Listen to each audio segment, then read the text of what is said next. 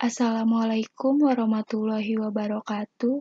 Izin memperkenalkan diri, nama saya Wiwi Widyasasti, NPM 1875533, Prodi D4 Akuntansi Perpajakan semester 7. Di sini saya akan mempresentasikan hasil tugas saya mengenai teori akuntansi positif.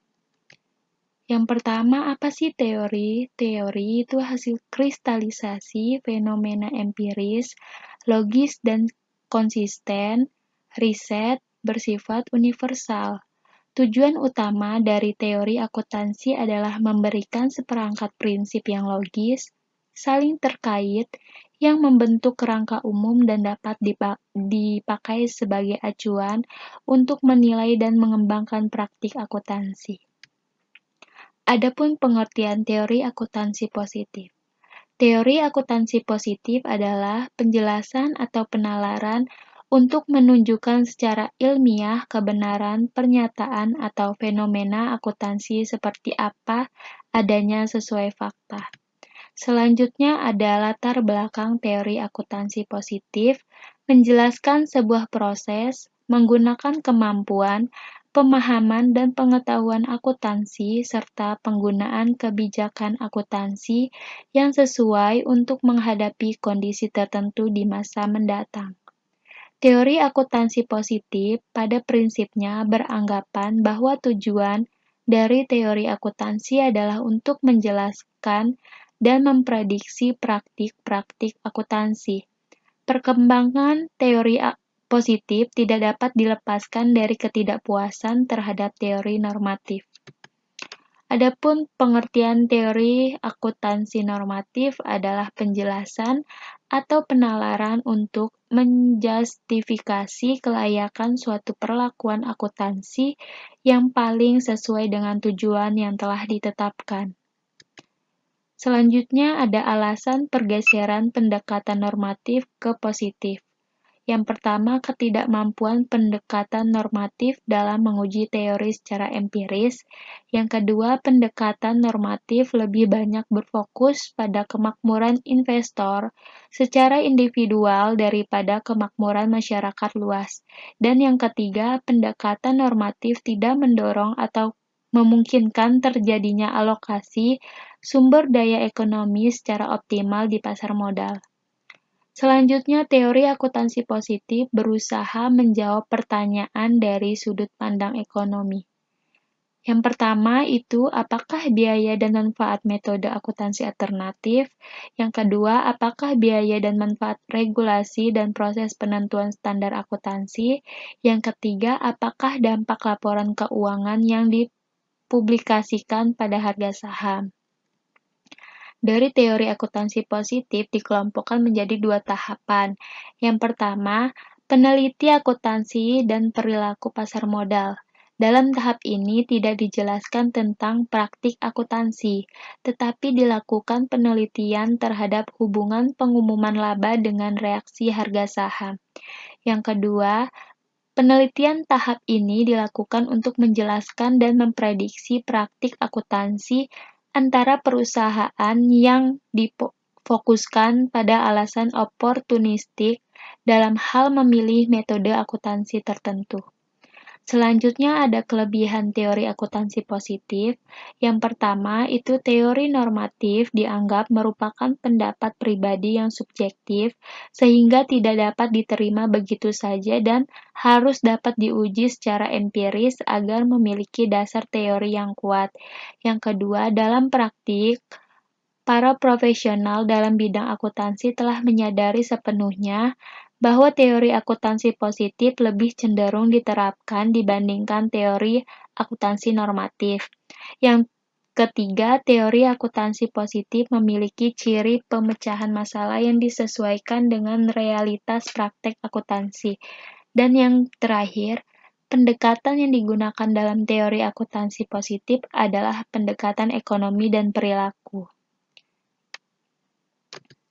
Selanjutnya, pengembangan teori akuntansi positif. Adapun tahapan pengembangan teori akuntansi positif antara lain, yang pertama tahap awal serta kronologis yang di dalamnya termasuk riset-riset dalam akuntansi dan perilaku pasar modal. Maksudnya, literatur mengenai tahap ini tidak menjelaskan praktik akuntansi, tetapi menyelidiki atau meneliti hubungan antara pengumuman penghasilan akuntansi dan reaksi harga saham. Penelitian ini menunjukkan bahwa laporan keuangan yang disiapkan sesuai dengan metode biaya historis menyediakan informasi yang digunakan pasar modal dalam penelitian saham. Tetapi, pada waktu yang sama, akuntansi tidak memonopoli seperangkat informasi yang digunakan untuk menilai saham tersebut. Yang kedua, menekankan pada literatur yang menjelaskan dan memprediksi praktik-praktik lintas perusahaan yang berisi dua fokus perspektif.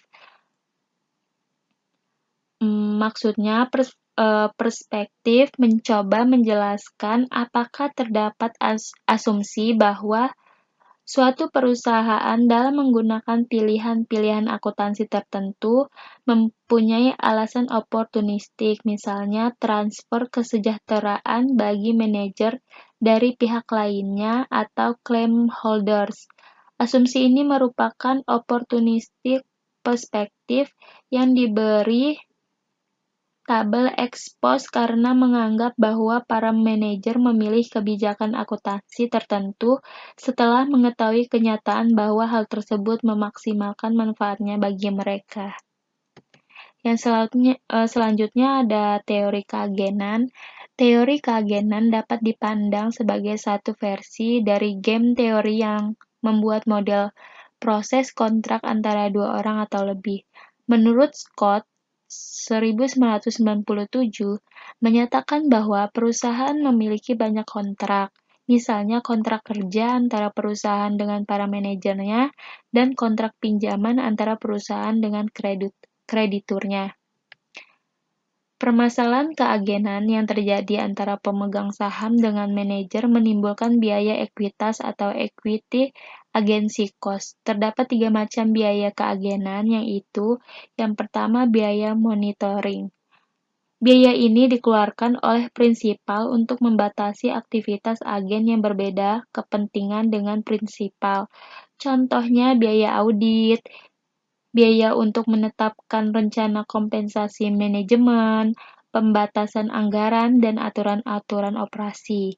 Yang kedua, biaya bonding. Biaya ini dikeluarkan oleh agen untuk memberikan kepastian kepada prinsipal bahwa agen tidak akan melakukan tindakan yang dapat merugikan investor. Pemegang saham hanya mengizinkan bonding cost terjadi jika biaya tersebut dapat mengurangi monitoring cost. Contohnya, biaya yang dikeluarkan oleh manajemen untuk menyediakan laporan keuangan kepada prinsipal. Yang terakhir, residual loss adalah kemakmuran dalam nilai mata uang yang turun sebagai akibat perbedaan kepentingan ini.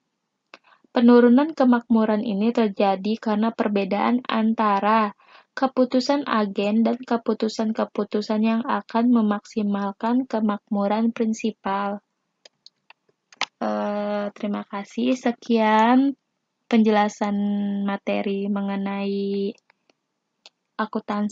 teori akuntansi positif. Kurang lebihnya saya mohon maaf. Saya akhiri. Wassalamualaikum warahmatullahi wabarakatuh.